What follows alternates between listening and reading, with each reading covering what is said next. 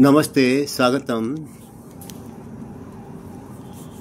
गत मंगलवार दिन आमर कलस्थापना देखुं कलस्थापना है एवं आमर 56 भोग लगिला प्रभु जगन्नाथ को चतुर्था मूर्ति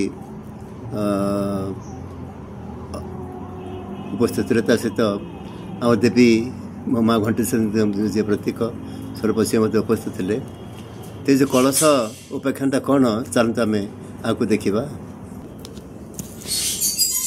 तो माँ आसती ये गोटे त्रिशूल अच्छे देखो ये त्रिशूलटी घंटेश्वरी पीठर चिपुल माँ घंटेश्वरी पीठर ये त्रिशूल कौन है ता विषय आम आज आलोचना करवा। ये कलशटी बर्तमान बाहर रखा देखी था।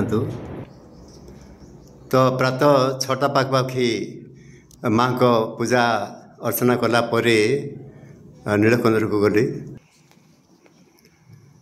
तो माँ घंटेश्वरी जे स्वरूप माँ काल भैरवी दर्शन कलापर पुष्पदान कली।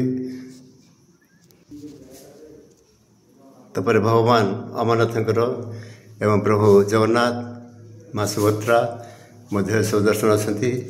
माँ बलभद्र अर्चना कलापर पछ घुंची घुंची पछक पछ घुंची आसली। घुंची आसला कलश गोड़ बाजिला कलशटी पड़गला। तो आगर फोटो को मन पकातु ए स्थान में कलशटी थिला। तो देवी को प्रार्थना करी माँ किसी प्रश्न पचारि तो सी कह तुम नीलमाधव पाक जाओ। तो आज पांजी देखु चतुर्दशी आज पूर्णिमा हूँ क्षय। तो द्वारदेश महाकाली ब्रह्म मंदिर मध्य प्रभु नीलमाधव ये विराजित अच्छा। तो प्रश्न पचारे कलश कहीं पड़ा सी कहे जिते कहीं गृह प्रवेश करती कौन सी सद्य विवाहित नारी चाउल कलशटे ठेली देकर से घर भर बसी था। सेमती भाव में आज जो घटना घटला यहाँ हूँ दैविक घटना कलश पड़ा। यहाँ हूँ कौन सत्यजुगर प्रवेश है। पुनश्च शून्यवाणी है जे पूर्णम क्षय हेतु सत्यजुग कलिजुग समाप्त होगा क्षय हो गला सत्यजुग बर्तमान आरंभ है।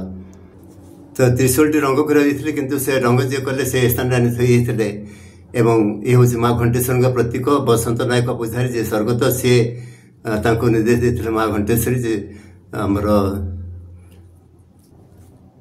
गुहिराटी जी आसपे देदेव से प्रदान करते मत। स्वागतम सत्यजुग।